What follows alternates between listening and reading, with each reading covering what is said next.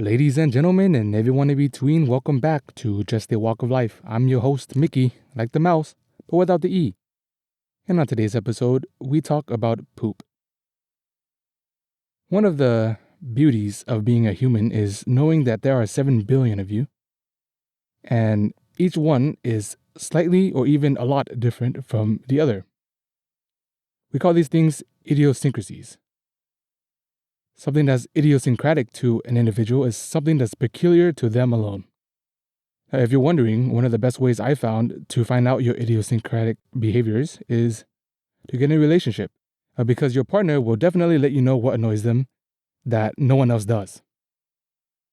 One of these things for me is the ability to take lightning poops. Yes, that's right, I said it. I take poops really, really quickly.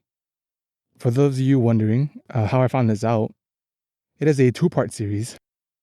In both scenarios, it was basically me having to take a trip to Toilet Town in the presence of others, and they both commented on how quickly the round trip was. I don't really think about, when I poop, how long it takes. Oftentimes, I find that I grab my phone and get ready. I sit down, and I'm often unable to do much on the phone because in a matter of minutes, I was done. But I never saw much of it. It's just, I thought, I needed to go, and then I went, and I'm done. So there's nothing left. The business is done here. But I found out that is not the case for many people. That the trip to Toilet Town actually takes, it's a lot longer of a round trip for them. Probably, too many detours and such.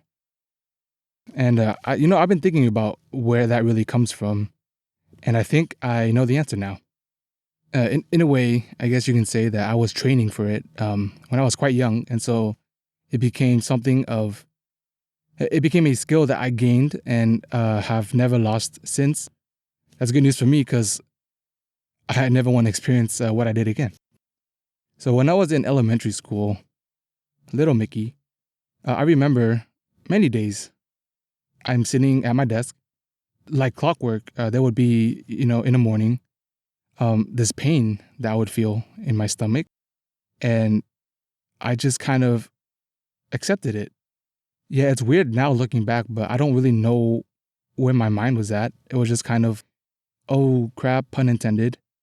Here it is again. I basically sat in class and just kind of took the pain.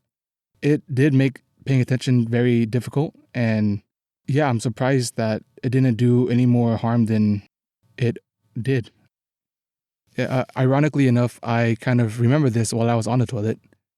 And I was trying to think back as to what it might have been. Because, I don't know, I guess it's a little weird to have regular pain if you're not of the female sex. I think I landed on the consumption of milk that I was partaking in. As a kid, I did drink a lot of milk. I think we fell victim as a family to the whole milk equals strong bones propaganda. But whatever the case, I drank a lot of it. I actually enjoyed it quite a bit. I probably suffered, I want to say, a couple months, and it just kind of faded away. It just stopped. I stopped getting the pains, and I was really glad.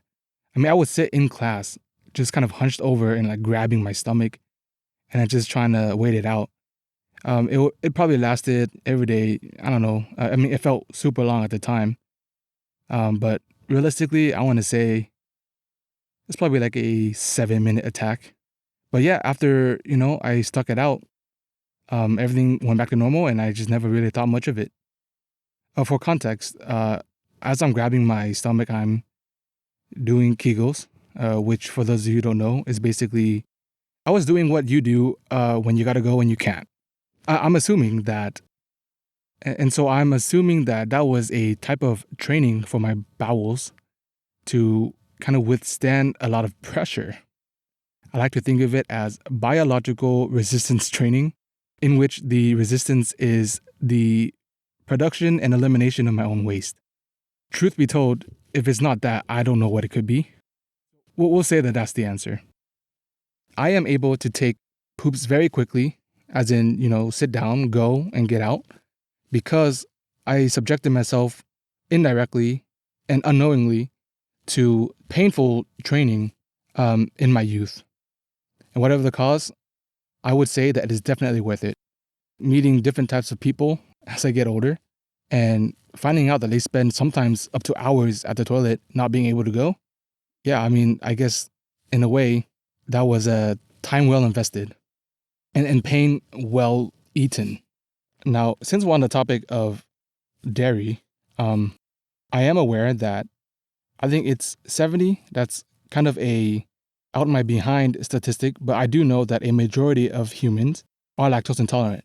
I am also the nature guy, the one that falls back to ancestrally appropriateness.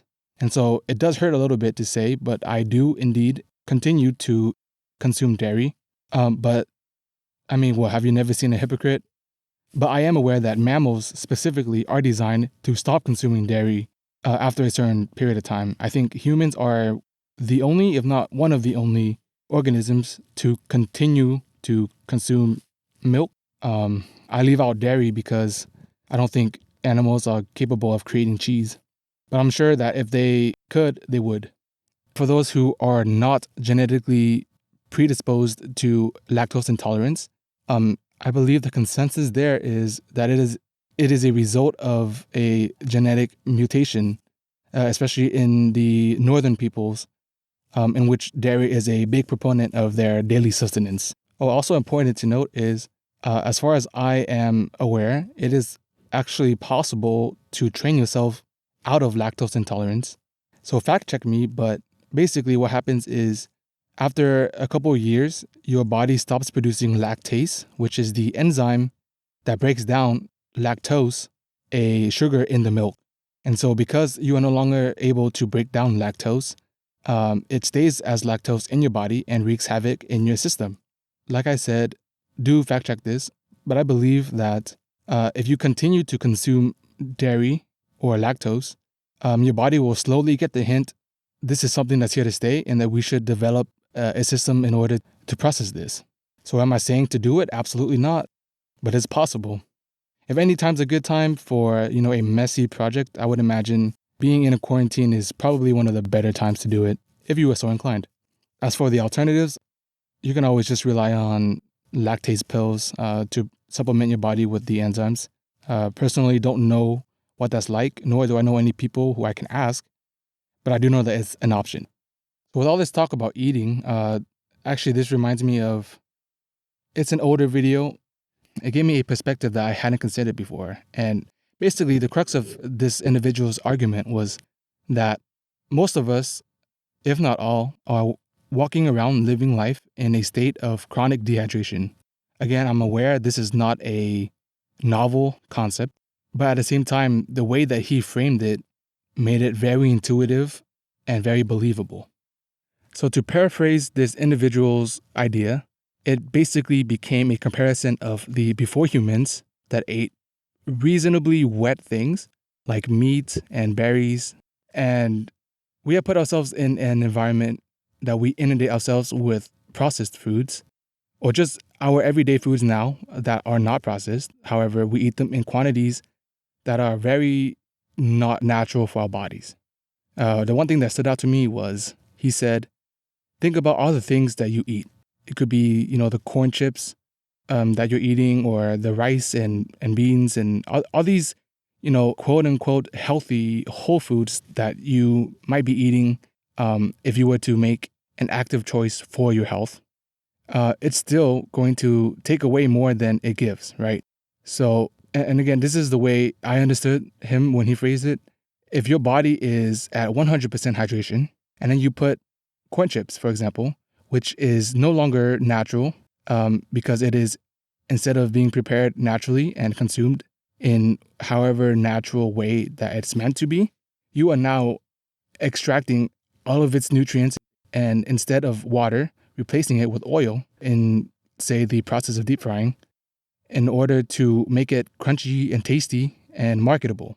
In a more practical case for understanding, if I were to say, as an Asian American, I eat a bunch of rice, it makes a lot of sense to me that my body at, let's say 80% hydration level, after I eat stuff, it'll go through my intestinal tract, and then it'll pull water into it in order to help the metabolizing of, the content that I just ate. And overall, it'll bring down my body's hydration level. Clearly, the impact is a lot worse when you consider or when you account for processed stuff. But even somebody who doesn't eat much processed foods, your body is probably using a lot of water just to balance out whatever food you're putting in your bodies. So yeah, I thought that was an interesting take. Definitely had not heard it before. And so it makes it easy to recall. But for what it's worth, I would be hard pressed to think that drinking more water is a bad idea, unless your body is telling you otherwise. And now, as for the lesson of my poop shenanigans, let me try to pull one out of my behind, pun intended. Clearly, the message here is that nothing great comes easy, and that pain is part of the process, and you have to trust the process in order to reap the benefits that the pain has sowed. That is the official justAWOL lesson for today. If you desire an outcome, you have to be able to withstand the pain that it takes to get there. Allow me to leave you there. That's all we have for today. Until next time, take it easy and take care.